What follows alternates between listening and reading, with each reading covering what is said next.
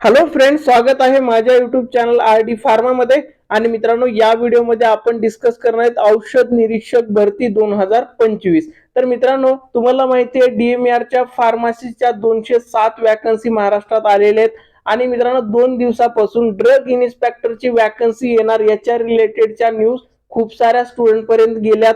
तर मित्रांनो, ही जे व्हायरल झालेली न्यूज आहे ही ऍक्च्युअल मध्ये करेक्ट न्यूज आहे. तर मित्रांनो, ड्रग इन्स्पेक्टरची वॅकन्सी नेक्स्ट वीक मध्ये तुम्हाला ते नोटिफिकेशन दिसणार आहे. तर मित्रांनो, या रिलेटेड मला खूप साऱ्या स्टुडंटने कॉल केला, व्हॉट्सअपवरती मेसेजेस केले की सर, ड्रग इन्स्पेक्टरच्या वॅकन्सीसाठी सिलेबस काय आहे, आम्ही प्रिपरेशन कसं करणार सर, आम्हाला तुमच्या आर.डी. फार्माची ड्रग इन्स्पेक्टरची बॅच पाहिजे. कारण मित्रांनो, तुम्हाला माहिती आहे DMARच्या बॅच मध्ये आपण लिमिटेड ऍडमिशन दिले. 1 जुलैच्या नंतर आपण एकाही स्टुडंटला तिकडे ऍडमिशन दिलेलं नाहीये, तिथे पण लिमिटेड सीट होत्या. आणि मित्रांनो, ड्रग इन्स्पेक्टर साठी जी आपली बॅच येणार आहे याच्यामध्ये पण लिमिटेड सीट असणार आहेत. आपण काय करतो मित्रांनो, स्टुडंट बघत नाही, आपण क्वालिटी बघतो की किती स्टुडंटला आपण व्यवस्थित गाईड करू शकतो. आर.डी. फार्माची जी टीम आहे तर ती टीम किती स्टुडंटला प्रॉपर गायडन्स देईल जेणेकरून त्यांचं जे ड्रग इन्स्पेक्टर व्हायचं स्वप्न आहे ते पूर्ण होईल. तर मित्रांनो, एका स्टुडंटला सिलेबस सांगणं पॉसिबल होत नव्हतं. तर त्यासाठी आपण काय केलं, स्पेशल व्हिडिओ बनवलाय, त्याच्यामध्ये सिलेबसचं डिस्कशन करणार आहोत.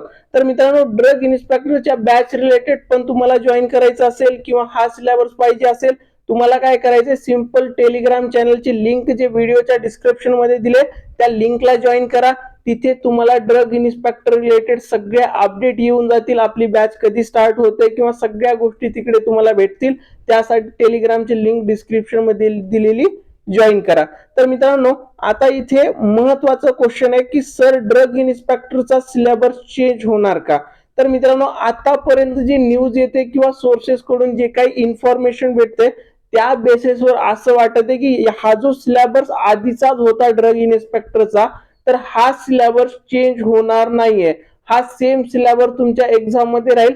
पण याच्यामध्ये जरी चेंजेस झाले तरी मित्रांनो 10% 20% सिलेबस चेंज होईल, बाकी सिलेबस सेम असणार आहे. सो हा जो सिलेबस आहे तुम्ही स्टडी करत असाल तर हा सिलेबस बघून करा. आणि मी तर सजेस्ट करेल, जेवढा फार्माकोलॉजीचा सिलेबस आहे तर तो सिलेबस आधी कव्हर करा, जेवढे क्लासिफिकेशन आहेत ते कव्हर करा. कारण मित्रांनो, कोणताही सिलेबस जरी चेंज झाला, फार्मसी मधून ड्रग इन्स्पेक्टर मधून फार्माकोलॉजी बाहेर कोणीच काढू शकत नाही. सो तुम्ही स्टार्ट करावा, याच्यासाठी हा व्हिडिओ बनवतोय. हा सिलेबस मी परत दाखवतो, त्याचं रिझन आहे की फार्माकोलॉजीचा सिलेबस चेंज होणारच नाहीये. ड्रग इन्स्पेक्टरचं एमपीएसने किती सिलेबस चेंज करायचा प्रयत्न केला तरी फार्माकोलॉजीचा सिलेबस रिमूव्ह होणारच नाहीये, तो सेमच असणार आहे. तर त्यासाठी जे स्टुडंट मला मेसेज करत होते त्यांच्यासाठी हा स्पेशल व्हिडिओ आहे. काही स्टुडंटला हा सिलेबस ऑलरेडी माहित पण असेल.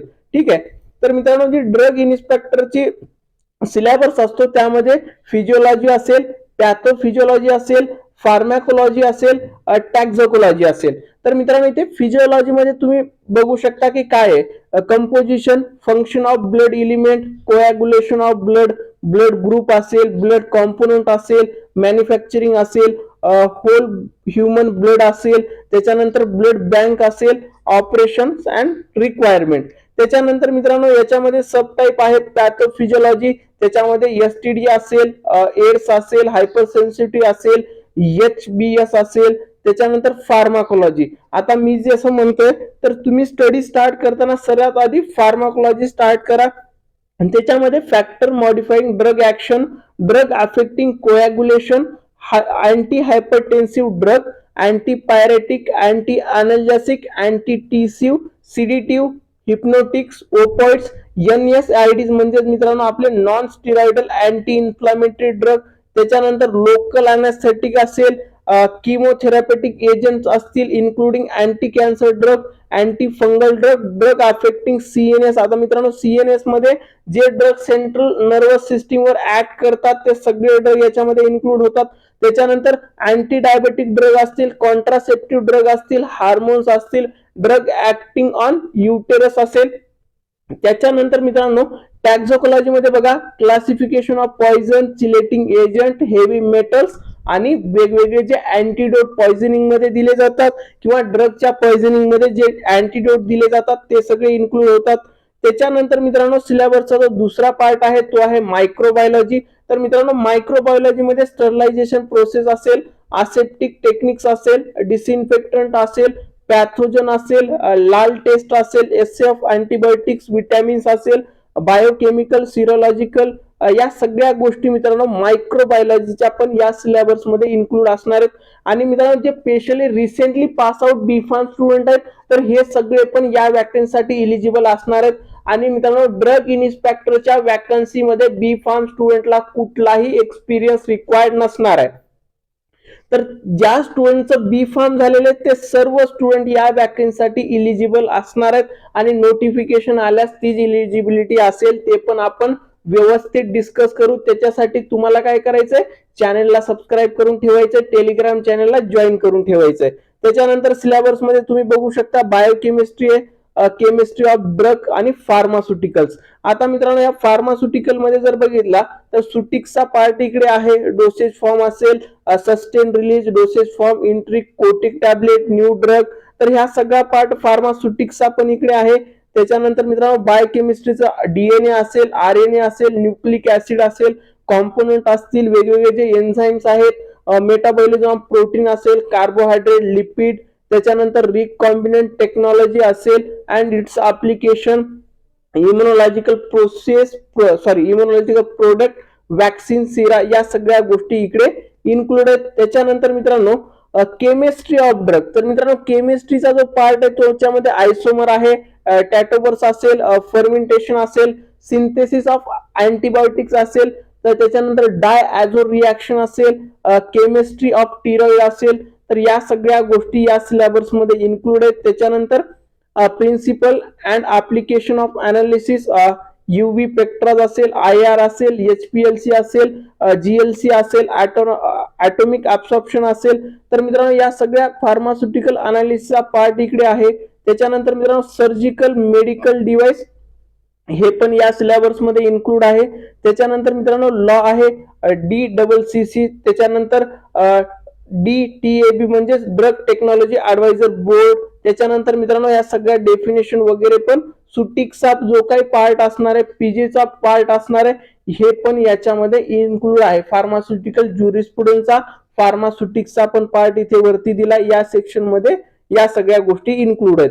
त्याच्यानंतर जो फोर्थ सेक्शन आहे मित्रांनो तर त्याच्यामध्ये आहे general knowledge related to pharmaceutical and medicine field. तर मित्रांनो नॅशनल हेल्थ प्रोग्राम, तर मित्रांनो नॅशनल हेल्थ प्रोग्राम जे काही असतात त्याचं नॉलेज असेल. त्याच्यानंतर DPCO असेल, NPPA जो प्रोग्राम आहे त्याच्यावर असेल. त्याच्यानंतर नार्कोटिक ड्रग असेल, पॉइझन अँटीडोट असेल, इसेन्शियल ड्रग असतील, central drug authority related, nutraceutical related, magic remedy act and rule असेल, import of drug and cosmetic असेल, सेंट्रल ड्रग लॅबोरेटरी असेल. त्याच्यानंतर WHO GMP याच्या good manufacturing practices, world health organisation याच्या related, current event असतील, consumer protection act असेल, right to information act असेल. आणि त्याच्यानंतर मित्रांनो लास्टला इथे जे पॉइंट दिलाय, intelligent test, question will be asked to the test how far candidate can think quickly and accurately. तर मित्रांनो हा आधीचा सिलेबस जरी असला तरी मित्रांनो हेच सिलेबस असण्याचे चान्सेस आहेत. पण खूप सारे स्टुडंट मला हा क्वेश्चन विचारत होते, त्याच्यासाठी मी हा सिलेबस बनवतोय. त्याचं एकमेव रिझन आहे. आणि मित्रांनो सगळ्यांना मी सांगतो जरी याच्यामध्ये काही चेंजेस झाले ते चेंजेस तुम्हाला टेलिग्राम मध्ये मी लगेच सांगून देईल. आणि मित्रांनो तुम्ही स्टडी स्टार्ट करताय तर या पॉइंटला स्टार्ट करा. फार्माकोलॉजीचे जेवढे पण क्लासिफिकेशन आहेत ते सगळे करून द्या. तिथे सिलेबस चेंज होण्याचे चान्सेस नसतात आणि कुणीही करू शकत नाही. आणि मित्रांनो तुम्हाला आपल्या बॅचला जॉईन करायचं असेल, RD फार्माची एक टीम आहे जी ड्रग इन्स्पेक्टरची जे स्पेशल बॅच आहे त्याच्यामध्ये क्वालिटी आपण तिकडे शिकवणार आहोत, जेणेकरून तुमचं ड्रग इन्स्पेक्टरच्या ज्या वॅकन्सीज येतात, ज्या अपॉर्च्युनिटी आता येणार आहे मित्रांनो त्याच्यामध्ये 100% सिलेक्शन होईल. आणि इकडे मित्रांनो आपण काय करतो, लिमिटेड सीट ठेवतो. म्हणजे आपण असं नाहीये की बाकी लोकांसारखं की ऍडमिशन ओपनच आहेत, ओपनच आहेत, एक महिना ओरडत बसणार नाहीत. तुम्ही DMARचं बघितलं असेल आपलं टेलिग्राम चॅनल, आज पण चेक करू शकता. लास्ट ऍडमिशन आपण 1 जुलैला स्टॉप केले, त्याच्यानंतर 100+ ऍडमिशन मी कॅन्सल केलेत, कारण मला माहिती आहे मी जेवढ्या लोकांना क्वालिटी देऊ शकतो, ज्यांना मी काही पण डाऊट आला त्यांनी मला व्हॉट्सअपला मेसेज केला किंवा कॉल केला, ज्याला मी रिस्पॉन्ड करू शकतो, एवढेच लोक तिकडे असतात. सो क्वालिटी कधी पण मॅटर करते मित्रांनो, आणि अशी अपॉर्च्युनिटी तुमच्या लाईफ मध्ये डबल डबल येत नाही. ही जे ड्रग इन्स्पेक्टरची वॅकन्सी आहे मित्रांनो, ही खूप दिवसानंतर येते, वर्ष लागतात अशा वॅकन्सीसाठी. आणि मित्रांनो फार्मसी मधली सगळ्यात भारी पोस्ट आहे. आणि मित्रांनो याच्यामध्ये सिलेबस जर बघितला, हा सगळा तुमचा फार्मसीचा डिग्रीचा सिलेबस आहे. सो तुम्हाला फक्त व्यवस्थित करायचंय, आणि तिकडे मित्रांनो व्यवस्थित केलं, कन्सेप्ट क्लिअर असतील, तुमचं सिलेक्शन होणार आहे. याच्यामध्ये असं भीती नका करू की मी रिसेंटली पास आउट आहे, माझं पास आउट होऊन जास्त दिवस झालेत, अशा गोष्टी मॅटर करत नाहीत. तुम्ही रेग्युलर अभ्यास केला, तुम्ही व्यवस्थित अभ्यास केला, चांगल्या गायडन्सच्या अंडर अभ्यास केला, तर तुमचं 100% तिकडे सिलेक्शन होऊन जाणार आहे. तर त्याच्यासाठी मित्रांनो आपल्या लिमिटेड सीटच्या बॅच मध्ये तुम्हाला ऍडमिशन घ्यायचंय, तर तुम्हाला आपल्या टेलिग्राम चॅनलवरती जॉईन करून राहावं लागेल, तिकडे अपडेटेड राहावं लागेल, आणि त्याच्या रिलेटेड सगळ्या गोष्टी मी सांगेन. आणि ज्या स्टुडंटनी मला सिलेबसवर क्वेश्चन विचारला त्यांच्यासाठी हा सिलेबस आणि सेम पीडीएफ आपल्या टेलिग्राम चॅनलवर लगेचच अवेलेबल होऊन जाईल, तिकडे डाउनलोड करून तुमच्या अकॉर्डिंगली तुम्ही रीड करू शकता. आणि मित्रांनो तुम्ही तयारी करत असाल, फार्मासिस्ट व्हायचंय, ड्रग इन्स्पेक्टर व्हायचंय, चॅनलला सबस्क्राईब करा, टेलिग्रामला जॉईन करा. थँक्यू.